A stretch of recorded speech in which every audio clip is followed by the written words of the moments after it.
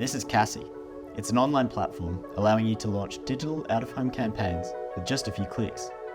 It's so easy to use that the biggest issue many customers face is, in fact, what does good creative actually look like? So when it comes to billboards, effective creative is all about clarity, contrast, and simplicity.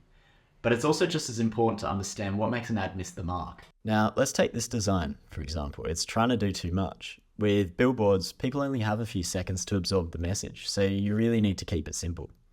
Now look over here. This is perfect. This is simple, it's clear, and it's bold. This is what grabs attention, and the message is immediate and easy to read. Now let's talk about contrast. You need high levels of contrast between your text and your background to ensure readability, even from a distance. So there's plenty of contrast tools available online which you can use to make sure that your designs are easy to read and capture your audience's attention. And most importantly, don't forget about branding and imagery. Like I said earlier, you only have a few seconds with a billboard, so you really need to ensure that you're using strong, high-quality images or graphics that convey your message quickly and effectively. This ad works really well because not only is it visually striking, but it reinforces the brand in a single glance. So remember, keep it simple, use high contrast, and focus on strong branding.